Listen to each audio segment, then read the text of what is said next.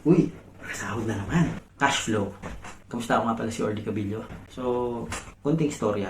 So, last year, meron akong encounter na nagtuturo. E-commerce, e-commerce guru, coach. So, nangyari, syempre, ganun tayo ng hassle natin or sideline. So, na-interest ako kasi hindi ko alam kung paano siya ginagawa and paano ba ito nangyayari. So, ikaw, syempre, nagsisik ka ng learning, nagsisik ka ng mga progress sa buhay mo. Kung ano yung diskarte na naaakma sa'yo. So, by that time, ganun pala yun.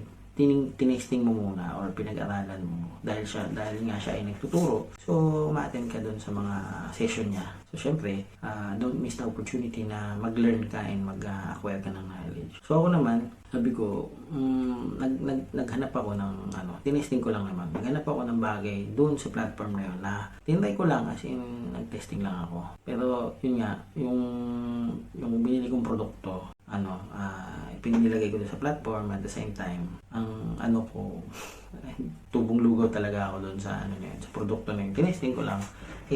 Di ko naman nakalain na may bibili. So, sabi ko, gumagana pala siya. Akala ko hindi. So, nung na-try ko, sabi ko, okay, kung gumagana to, pwede mo siyang gawin paulit-ulit. So, ayun yung aking simpleng kwento tungkol sa aking recent experience. So, ano nga bang kahalagahan pagka mayroon kang sariling cash flow? Unang-una, freedom. Freedom kung ano yung gusto mong kitain. Freedom na matuto ka. So, napakalaking yan. So, dun pa lang sa freedom na yun, putok ka na yung mga natutunan mo na yun na meron ka. Siyempre, kaakibat niyan ay discipline. Kasi kung may freedom ka rin gawin at hindi gawin yung mga bagay-bagay na makakapag-create o makakapag-generate sa'yo ng cash flow. So, lagi natin tandaan, yung freedom at saka discipline ay magkakabit yan. Hindi mo yung pwedeng paghiwalayin. Dahil kahit anong meron kang freedom, kung wala kang disiplina, it's useless. So, yun nga, yung dahil sa freedom, nagkaroon ka rin ng time. Kasi, kaya you want to generate your own cash flow is to have your time free, to have time freedom.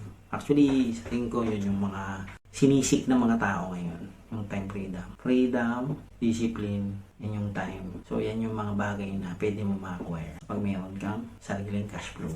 And gawin mo siyang paulit-ulit at the same time, paramihin mo siya. Sa tingin ko, yun naman talaga yung pinaka-mainam na gawin. Yun nga lang, kanya-kanya tayong discover yan. Hindi yan one shot or sabi nga nung mga natin, you fail to learn. Wala namang learn. You need to fail to learn. Diba? That's the real life. Sa eskwela kasi tinuturo na tama ka lagi. Dapat tama.